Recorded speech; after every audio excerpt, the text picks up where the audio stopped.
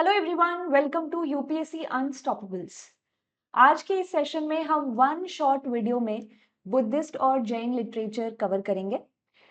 Prelims नज़दीक हैं, 2025 के सभी एस्पिरेंट्स जो हैं वो यहाँ पर रिवीजन में लगे हुए हैं। तो क्यों ना एक बार एक शॉर्ट वीडियो में सारे बुद्धिस्ट और जैन लिटरेचर को कवर करें। अभी रिसेंट जो भी प्रीवियस ईयर के जो भी आपने क्वेश्चंस देखे होंगे तो उसमें बुद्धिज्म और जैनिज्म से जुड़े हुए लिटरेचर यानी किताबें वगैरह जो है वो काफ़ी पूछी गई हैं। बेसिक क्वेश्चन भी आए हैं, सिर्फ एक किताब का नाम लिख दिया गया और पूछा गया कि ये पर्टिकुलर टेक्स्ट बुद्धिस्ट है या नहीं, जैन है या नहीं।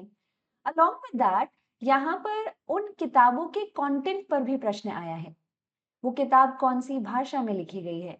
इस तरह की बेसिक इंफॉर्मेशन, इस तरह के एरियाज जहां से प्रीलिम्स के क्वेश्चन बन सकते हैं, वो हम आज के पर्टिकुलर एपिसोड में कवर करेंगे। आज का सेशन जो है उसे शुरू करने से पहले अनअकैडमी प्लस दे रहा है। अनअकैडमी प्लस के 12 मंथ्स के सब्सक्रिप्शन पर फ्लैट 60% ऑफ। इस ऑफर को अवेल करने के लिए रेफरल कोड यूज करें ARTI1702। इसमें न कि सिर्फ आपको 60% ऑफ मिलेगा 12 मंथ्स के सब्सक्रिप्शन पे, प्लस इसी के साथ साथ 12 मंथ्स पूरा होने पर आपको कुछ मंथ्स का फ्री एक्सटेंशन भी दिया जाएगा। सो इस ऑफर को जल्दी अवेल करें। अगर आप अनअकैडमी प्लस को यहाँ पर सोच रहे हैं ज्वाइन करने के लिए, तो आप बिल्कुल यहाँ ज्वाइन करें। अगर आप 2026, 7 या 8 के एस्पिरेंट हैं, 2026, 2027, 2028 के एस्पिरेंट्स के लिए यहाँ पर जो बैचेस हैं वो लॉन्च हो गए हैं। आप इन्हें ज्वाइन कर सकते हैं अनअकैडमी प्लस को सब्सक्राइब करके। एंड प्लस सब्सक्रिप्शन पर यहाँ पर ऑफर्स अवेल करने के लिए, डिस्काउंट्स अवेल करने के लिए आप यहाँ रेफरल कोड यूज कर सकते हैं ARTI1702। इस छोटी सी इंफॉर्मेशन के साथ आइए शुरुआत करते हैं। जितनी भी किताबें आपको स्क्रीन पर देखने को मिलेंगी वो सभी एक टैबुलर फॉर्म में होंगी।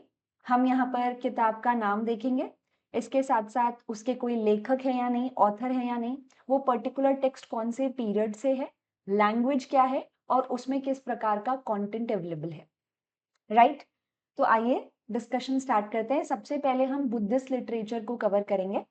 जब भी हम बुद्धिस्ट लिटरेचर की बात करते हैं ना, तो बुद्धिस्ट लिटरेचर में आपको एक तरीके से दो तरह के टेक्स्ट देखने को मिलेंगे। And it is not just about Buddhist literature, बल्कि जैन लिटरेचर हो या हिंदुज्म से जुड़ा हुआ लिटरेचर हो, कोई भी रिलीजियस कंटेंट जो है उसमें आपको दो तरह के टेक्स्ट हमेशा दिखते हैं। सबसे पहले होते हैं कैनोनिकल। कैनोनिकल टेक्स्ट यानी कि प्राइमरी टेक्स्ट, बेसिक सोर्सेस। और फिर आते हैं non canonical. Non canonical text, canonical text अगर बुद्धिज्म के कॉन्टेक्स्ट में मैं बात करूं तो कैनोनिकल कंटेंट या कैनोनिकल टेक्स्ट वो होंगे जो कि बुद्धिज्म के ओरिजिनल आइडियाज को हमें बताएंगे। तो यहाँ जब हम बुद्धिस्ट लिटरेचर की बात करते हैं तो उसमें कैनोनिकल टेक्स्ट में आपको त्रिपिटक देखने को मिलेंगे। मतलब ओरिजिनल टीचिंग्स या क्लोजेस्ट जो टीचिंग्स यहाँ पर गौतम बुद्ध ने दी होंगी वो आपको त्रिपिटक में देखने को मिलती हैं। तो ये है कैनोनिकल टेक्स्ट, ये है प्राइमरी सोर्स बुद्धिस्ट फिलॉसफी को समझने का। अब यहाँ पे जो त्रिपिटक आप लिखा हुआ देख रहे हैं, इसमें ये जो त्रि है इसका मतलब है थ्री, एंड पीटक जो है इसका मतलब है बास्केट। तो Tripitaka, three baskets of what, three baskets of knowledge.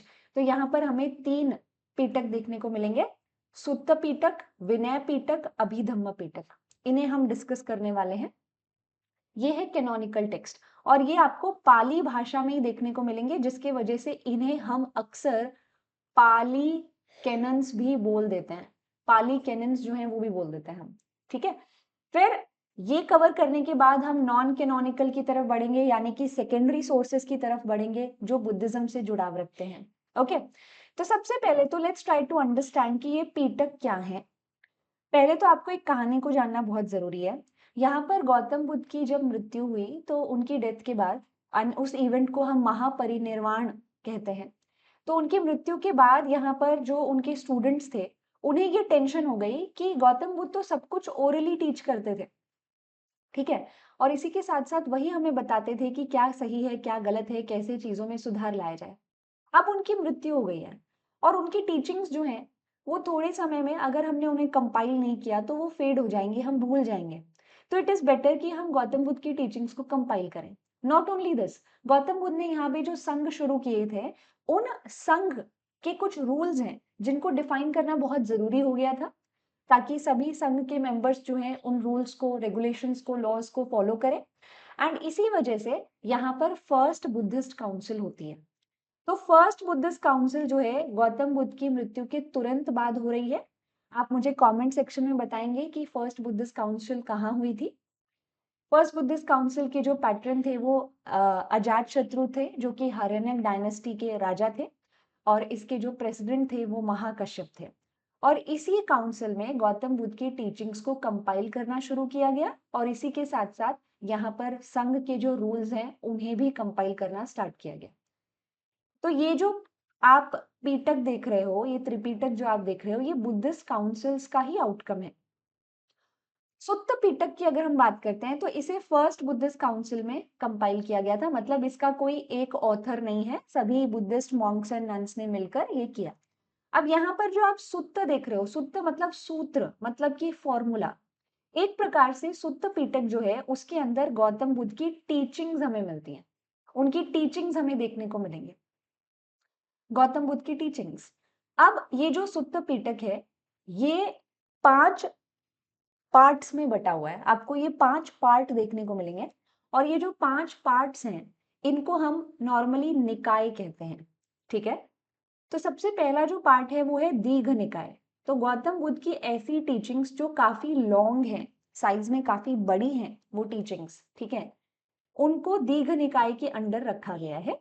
इसके बाद मध्यम निकाय यानी कि मिडिल लेंथ की जो टीचिंग्स है, मतलब हम यहाँ पर क्या कर रहे हैं, हम यहाँ पर गौतम बुद्ध की टीचिंग्स का कंपाइलेशन कर रहे हैं। तो टीचिंग्स जो है, डिस्कोर्सेस जो है, उनकी लेंथ के आधार पर हमने उनको बांटा।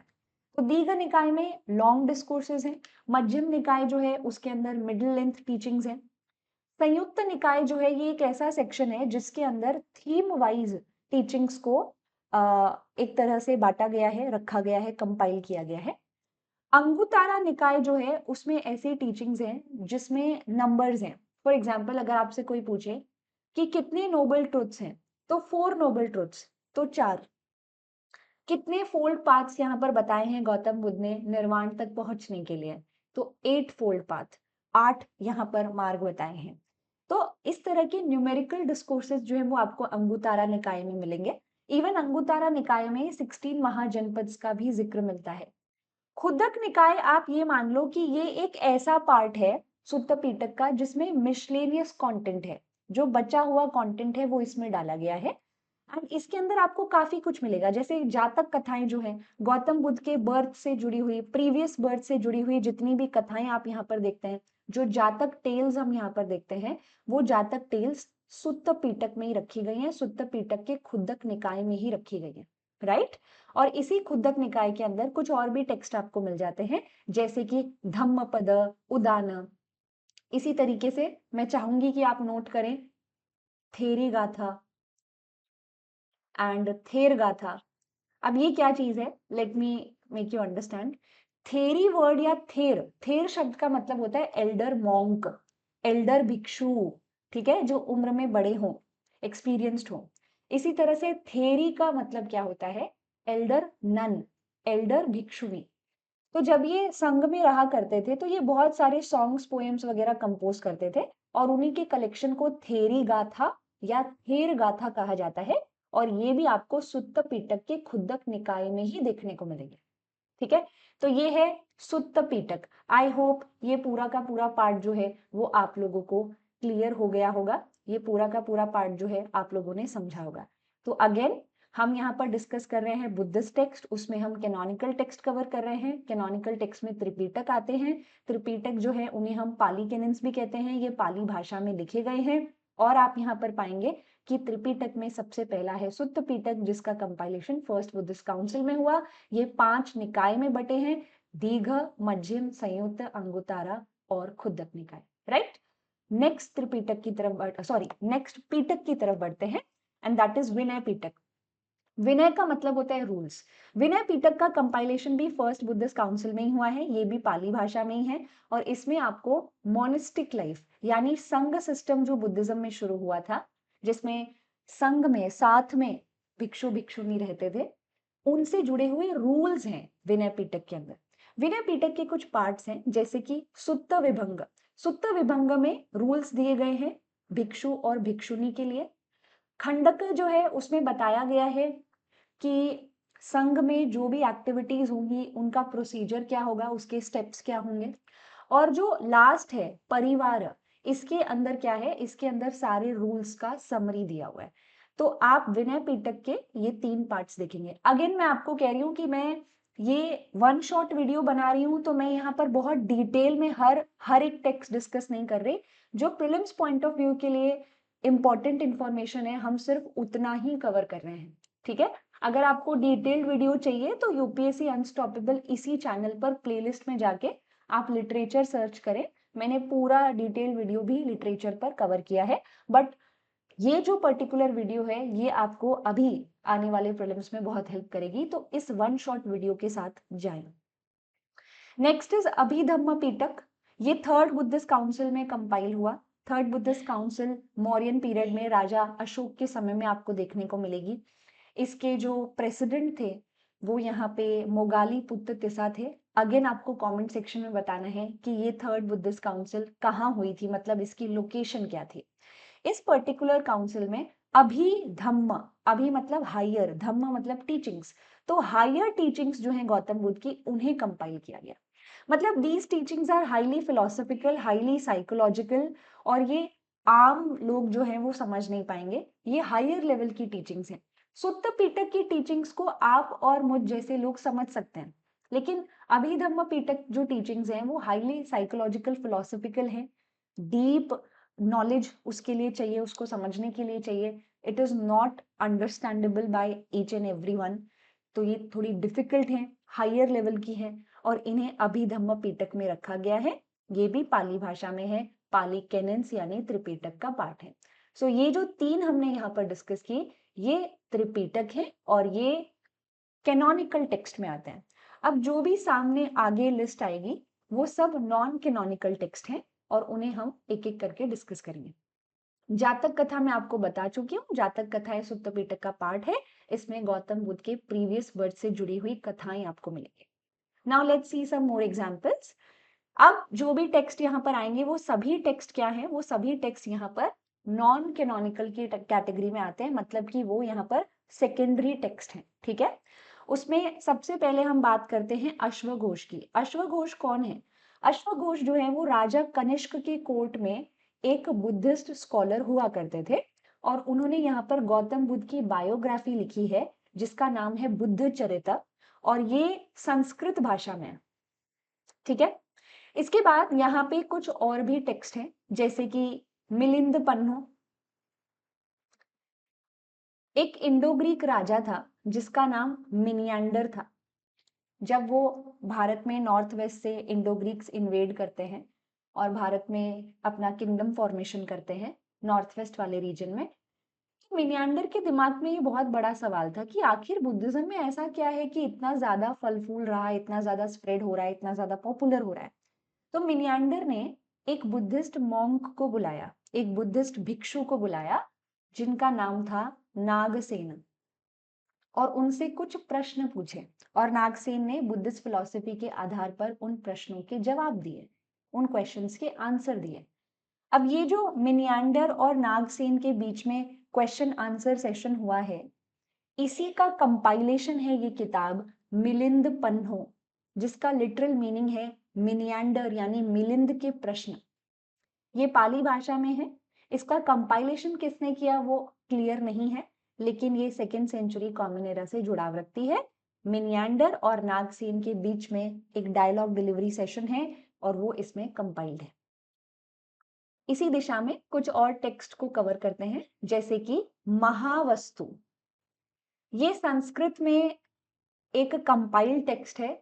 देखिए जहां पर लेखक नहीं है वहां पर मैंने अननोन लिखा है, बल्कि अननोन भी नहीं लिखना चाहिए, यहाँ पर मुझे ये लिखना चाहिए कि ये एक कंपाइलेशन है। नॉर्मली कंपाइलेशन सिर्फ एक व्यक्ति के द्वारा नहीं की जाती है, तो उस बात को हम ध्यान में रखेंगे नॉर्मली, ठीक है। महावस्तु, तो महावस्तु एक और टेक्स्ट है, बुद्धिस्ट टेक्स्ट है, संस्कृत भाषा में है। इसमें गौतम बुद्ध की लाइफ्स को नरेट किया गया है। इसके बाद नेक्स्ट आप यहाँ पर क्या देखेंगे, आप यहाँ पर देखेंगे अशोक वदनम, लेकिन अशोक, माफ कीजिए, इसका सही प्रोनाउंसिएशन है अशोक अवदान, अशोक अवदान। अब ये जो अशोक अवदान है, इसको समझने से पहले मैं आपको दिव्य अवदान के बारे में यहाँ पर बताना चाहूंगी। दिव्य का मतलब होता है डिवाइन, और यहाँ पर अवदान शब्द जो आप देख रहे हैं, इसका मतलब होता है स्टोरीज, कथाएं। तो डिवाइन स्टोरीज, तो दिव्य अवदान क्या है? गौतम बुद्ध से जुड़ी हुई डिवाइन स्टोरीज का कंपाइलेशन है ये, और ये हमें संस्कृत भाषा में देखने को मिलता है। ठीक है, अब ये जो दिव्य अवदान है, इसी का एक पार्ट है अशोक अवदान। अशोक अवदान यानी कि अशोक से जुड़ी हुई स्टोरी। अब अशोक जो है, उसको बुद्धिस्ट टेक्स्ट में इतनी जगह क्यों दी गई है? Because Ashok was one of the great patterns of Buddhism. तो अशोक अवदान जो है, उसमें एम्परर अशोक से जुड़ी हुई कहानियां हैं, बल्कि यही वो टेक्स्ट है जिसके अंदर ये स्टोरी दी हुई है कि एक बार गौतम बुद्ध और उनके प्रिय डिसाइपल आनंद जो है, वो भिक्षा मांगने गए। सामने एक बच्चा खेल रहा था, उसने गौतम बुद्ध को आते देखा, नीचे से मिट्टी उठाई और वो यहाँ गौतम बुद्ध के जो बोल था उसमें डाल दी। तो आनंद जो है वो मुस्कुराने लगे और उन्होंने बोला, देखिए गौतम बुद्ध, इस बच्चे के हाथ में मिट्टी थी तो उसने मिट्टी की ही भिक्षा दे दी। तो गौतम बुद्ध ने कहा कि ये कोई ऐसा वैसा बच्चा नहीं है, ये तो अगले जन्म में एक महान राजा बनेगा, राजा अशोक बनेगा, और यहाँ पर बुद्धिज्म को पैट्रनाइज करेगा। तो इस तरह की स्टोरीज आपको काफी अशोक अवदान में देखने को मिलेंगी। तो दिव्य अवदान और अशोक अवदान याद रखें, ये संस्कृत भाषा में। अब हम यहाँ पे जानते हैं कि Buddhism as a philosophy, Buddhism as a religion जो है, वो भारत के बाहर भी गया है। भारत के बाहर भी आपको वो निकलता हुआ देखने को मिलेगा।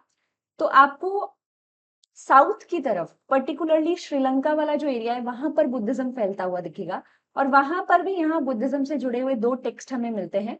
एक है दीपवंश और दूसरा है महावंश। दोनों पाली भाषा में है। नाउ इंटरेस्टिंग क्या है इसमें, दीप, दीप इज एक्चुअली द्वीप। द्वीप का मतलब क्या होता है? द्वीप का मतलब होता है आइलैंड। इसका मीनिंग है आइलैंड। तो आइलैंड जो है, यानी कि श्रीलंकन आइलैंड की यहाँ पर बात हो रही है, और इस आइलैंड के ऊपर यहाँ पे जो बुद्धिज्म से जुड़ी हुई स्टोरीज डेवलप हुई हैं, उनका कंपाइलेशन है दीपवंश या द्वीपवंश। अब इस आइलैंड के ऊपर बहुत सारी डायनेस्टीज ने रूल किया, उन डायनेस्टीज के राजाओं ने बुद्धिज्म को काफी पैट्रनाइज किया। तो आप महावंश जो है, उसमें थोड़ा सा हिस्ट्री वाला पार्ट, डायनेस्टिक हिस्ट्री जो है, वो कंटेंट देखेंगे अलोंग विद बुद्धिज्म। ठीक है, बुद्धिज्म से जुड़ी हुई चीजें भी है इसमें, और श्रीलंका में जो वंश, जो डायनेस्टीज ने रूल किया है, उसकी जानकारी भी आपको इसके अंदर मिल जाती है। ठीक है, कुछ और टेक्स्ट हम यहाँ पर देख सकते हैं, जैसे कि वाम सत पक्षिका। वाम सत पक्षिका, ये काफी लेटर फेज का है, लगभग 5th सेंचुरी कॉमन एरा के आसपास। ये पाली भाषा में है। इसमें भी हम बुद्धिज्म से जुड़ी हुई काफी सारी कथाएं जो है, उनका कलेक्शन देखते हैं। महावंशतिका, महावंशतिका, तो महावंश जो है, महावंश जो हमने यहाँ पर टेक्स्ट देखा श्रीलंका से जुड़ा हुआ, उसी के ऊपर कमेंट्री लिखी गई है, और उसको हम महावंशतिका कह रहे हैं। ये भी पाली भाषा में है। यहां पर अगर आप देखोगे अवदान शतक, अब आप देख सकते हैं कि यहाँ पे मैंने कुछ कॉलम खाली छोड़े हैं। इसका मतलब आपको कमेंट सेक्शन में ये इंफॉर्मेशन मुझे देनी है। पहले तो इसको स्प्लिट करते हैं। अवदान, अवदान अगेन स्टोरीज, शतक का मतलब 100, तो ये 100 स्टोरीज का एक कंपाइलेशन है अवदान शतक। आप मुझे कमेंट सेक्शन में बताएंगे कि क्या इसका कोई लेखक है और ये कौन सी भाषा में है। ठीक है, मैंने आपको ये तो बता दिया कि ये किस चीज के बारे में। देयर आर 100 स्टोरीज, 100 शतक, 100 स्टोरीज जो है, उनका एक कंपाइलेशन अवदान शतक आप यहाँ पर देखेंगे। फिर है नेति, नेति प्रकरण, नेति प्रकरण, ये भी एक बुद्धिस्ट टेक्स्ट है। अब इस पर्टिकुलर टेक्स्ट में आपको मुझे इसके ऑथर भी बताने हैं, ये किस लैंग्वेज में है वो भी बताना है, और इसमें बेसिकली किस प्रकार का कंटेंट हमें मिलता है वो भी आप मुझे कमेंट सेक्शन में बताएंगे। याद रखें, ये टेबल तभी पूरी होगी जब आप मेरे द्वारा दिया गया जो होमवर्क है वो आप कंप्लीट कर लोगे, अदरवाइज ये टेबल कंप्लीट नहीं है। ठीक है, मैं चाहती हूं आप एक और टेक्स्ट लिखें।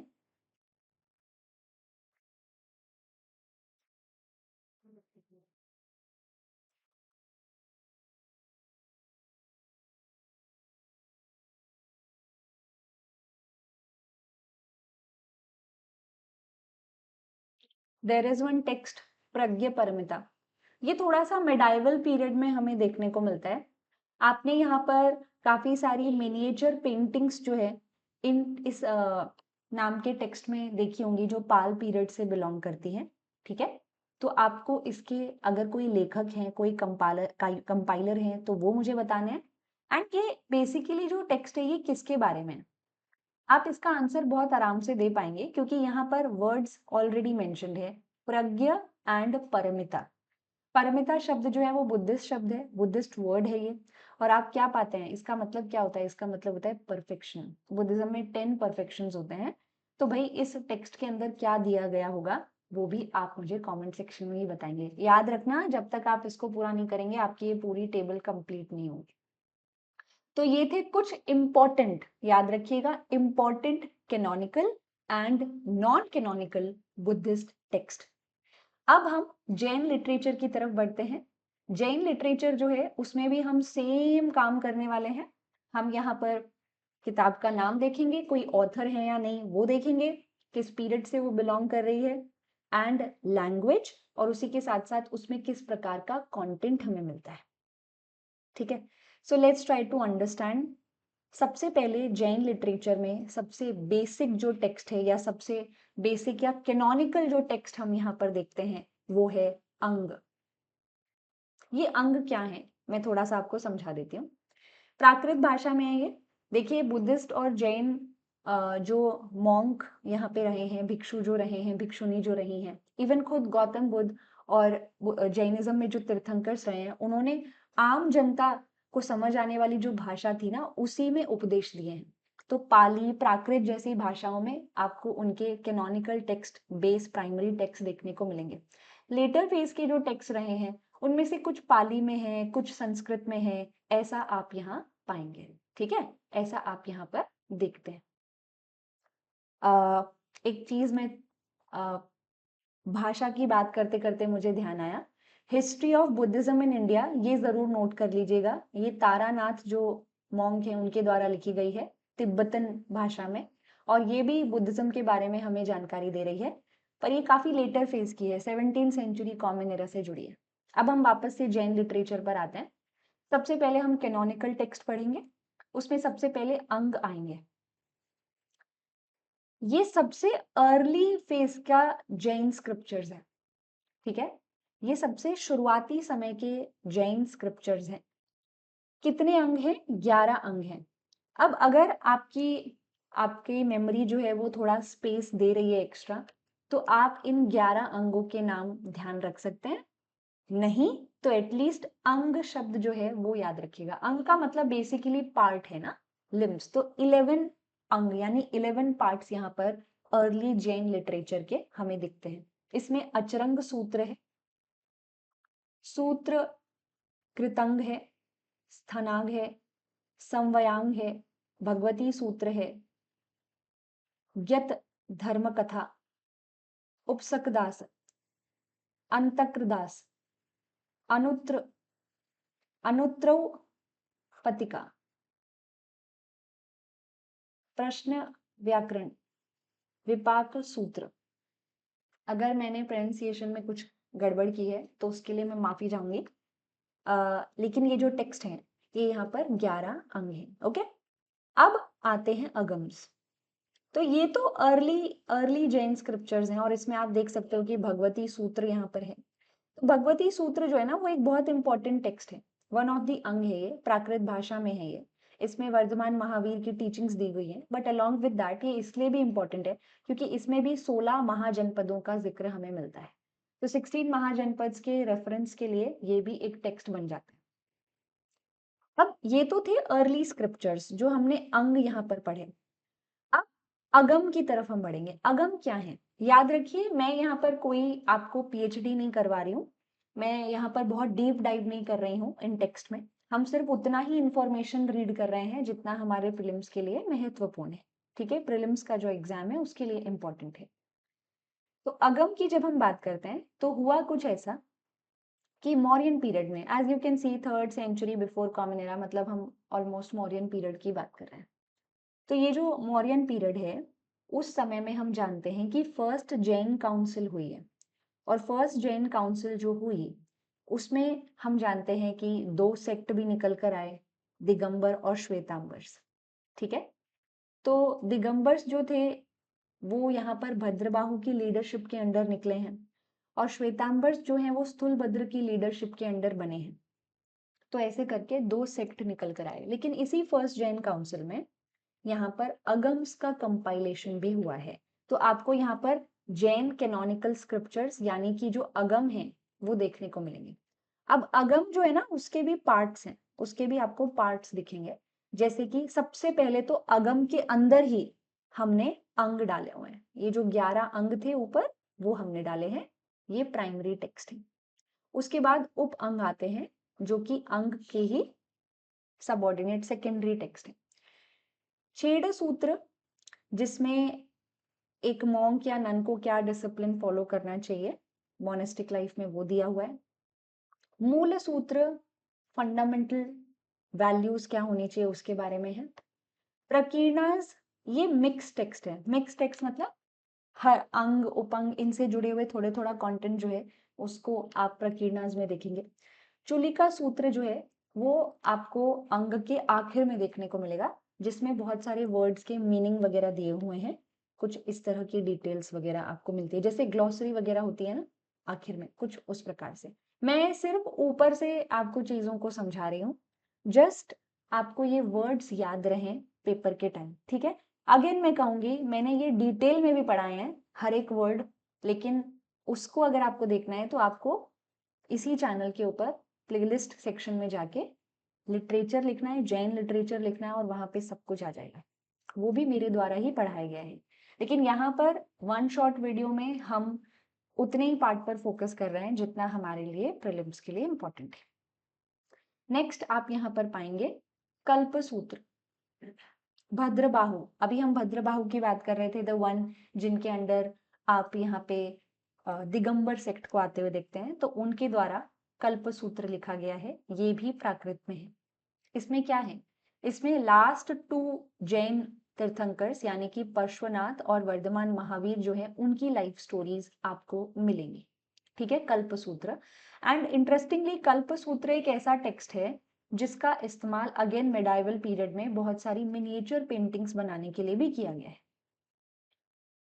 Now there are some more text, जैसे कि उत्तर अध्ययन सूत्र।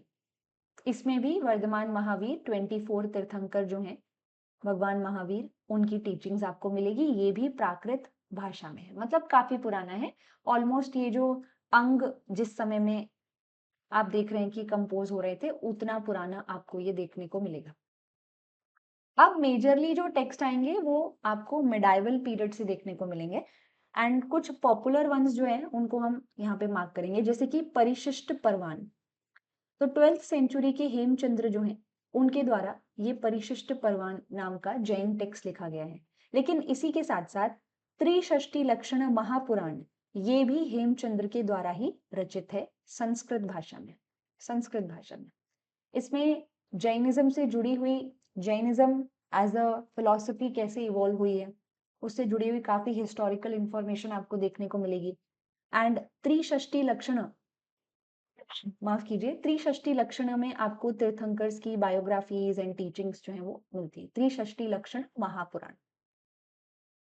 कुछ और यहाँ पर हम नाम मार्क करेंगे, जैसे कि gene Prabha Suri, gene Prabha, gene Prabha Suri, इनके द्वारा कुमार पाल चरित और विविध विविधा विविधा तीर्थकल्प, ये 2 टेक्स्ट लिखे हैं। कुमार पाल चरित जो है उसमें गुजरात के एक राजा हैं कुमार पाल, जो जैनिज्म को पैट्रनाइज करते थे, उनकी बायोग्राफी दी गई है। और यहाँ पर विविधा तीर्थकल्पा, इसमें हम जो भी मिडाइवल पीरियड के पिलग्रिमेज सेंटर्स हैं, जैनिज्म से जुड़े हुए तीर्थ स्थान हैं, उनकी जानकारी हमें मिलती है। ठीक है, इसी बीच एक दो और नाम आप यहाँ पर देखते हो, जैसे कि राजवल्ली कथा देवचंद्र के द्वारा रचित है, इसमें भी जैनिज्म से जुड़ा हुआ हिस्टोरिकल कंटेंट है। प्रबंध चिंतामणि, ये मेरुतुंग के द्वारा रचित टेक्स्ट है, इसमें अगेन यहाँ पर जैनिज्म से जुड़े हुए जो इंपॉर्टेंट फिगर्स हैं, जैसे कि तीर्थंकर्स भी हैं, उनकी बायोग्राफीज दी गई है। थोड़ा आगे जब हम बढ़ते हैं तो कुछ और नाम आपके सामने आएंगे। ये लिस्ट थोड़ी सी लंबी है, जैसे कि नेमिनाथ चरित, नाम से ही समझ आ रहा है हमारे जो तीर्थंकर हैं नेमिनाथ 22, उनकी चरित मतलब उनकी बायोग्राफी लिखी गई है हरिभद्र सूरी के द्वारा संस्कृत भाषा में। इसी तरह से आप यहाँ पर संस्कृत भाषा के टेक्स्ट थोड़े से समाप्त होते हैं। साउथ इंडिया में जब आप जाओगे ना तो बहुत सारे रूलर्स हैं जिन्होंने जैनिज्म को पैट्रनाइज किया है। आपको राष्ट्रकूटाज में काफी राजा देखने को मिल जाएंगे, इवन कुछ पल्लव राजा भी थे जिन्होंने यहाँ पर जैनिज्म को पैट्रनाइज किया। तो आपको साउथ इंडिया में भी बहुत से टेक्स्ट मिलेंगे कन्नड़ा भाषा में जो जैनिज्म से जुड़े हैं। ठीक है, इवन कर्नाटका में तो आप देखो खुद चंद्रगुप्त मौर्य भद्रबाहु के साथ गए थे कर्नाटका के श्रवणबेलगोला में और संलेखना विधि से अपने प्राण त्याग दिए थे। तो कर्नाटका में इस तरह से जैनिज्म पहुंचा था बिकॉज ऑफ भद्रबाहु, एंड इस वजह से बहुत सारे टेक्स्ट आपको यहाँ मिलेंगे। काफी रूलर्स ने भी जैनिज्म को पैट्रनाइज किया। तो धवल वीरसेन के द्वारा रचित है, कन्नड़ भाषा में है, और यहाँ पर एक इम्पॉर्टेंट दिगंबर जैन टेक्स्ट है। जैसे मैंने अभी आपको बताया, अभी भद्रबाहु के वजह से दिगंबर सेक्ट जैनिज्म का जो है वो कर्नाटक पहुंच रहा है। जय धवल वीरसेन और जिन्नसेन के द्वारा रचित है, ये कन्नड़ा भाषा में है। अगेन दिगंबर जैन टेक्स्ट है और बहुत सारे दिगंबर जैन टेक्स्ट को कंपाइल करके उस पर कमेंट्री लिखी गई है इसके अंदर। गोमतेश्वर चरिते, गोमतेश्वर कौन है? आप सबने श्रवणबेलगोला में गोमतेश्वर का या बाहुबली का स्टैचू देखा होगा। फर्स्ट तीर्थंकर ऋषभ देव के पुत्र बाहुबली गोमतेश्वर, उनका है स्टैचू। तो ये क्या है? गोमतेश्वर चरित मतलब गोमतेश्वर चरित मतलब बायोग्राफी। तो यहाँ पर बाहुबली जो है उनकी बायोग्राफी है ये किसके द्वारा रचित है, किसके द्वारा कंपाइल्ड है, उसकी बहुत जानकारी नहीं है, लेकिन कन्नड़ा भाषा में आपको मिलेगी। इसके बाद यहाँ पर जैन लिटरेचर जो है उसमें कई जैन मॉन्क्स भी रहे हैं जो काफी पॉपुलर थे, जैसे पंपा, पोन्ना, रन्ना। तो यहाँ पर आप पंपा का नाम देख सकते हैं और यहाँ पर आप पोन्ना का नाम देख पा रहे हैं, रन्ना का नाम देख पा रहे हैं। इनको तो ट्रिनिटी ऑफ कन्नड़ा लिटरेचर बोला जाता है। तो इन्होंने आदि पुराण लिखी है। देखो, पुराण और चरित ये जो वर्ड है ये जब यूज हो जाते हैं तो आप एक तरह से समझ जाओ कि कहीं ना कहीं हम किसी की बायोग्राफी या लाइफ स्टोरी के बारे में बात कर रहे हैं। तो यहाँ आदि पुराण, आदिनाथ यानी फर्स्ट तीर्थंकर ऋषभ देव जो है उनसे जुड़ी हुई लाइफ स्टोरी है इसमें। पंपा भारता, इसमें इंटरेस्टिंगली वो क्या कर रहे हैं, पंपा अपनी लैंग्वेज में अपने स्टाइल में महाभारत जो है उसकी कहानी को वापस से सुनाने की कोशिश कर रहे हैं, उसमें जैन वैल्यूज और आइडियाज को ऐड करके। शांति पुराण अगेन शांतिनाथ जो है 16 जैन तीर्थंकर, उनकी लाइफ स्टोरी है।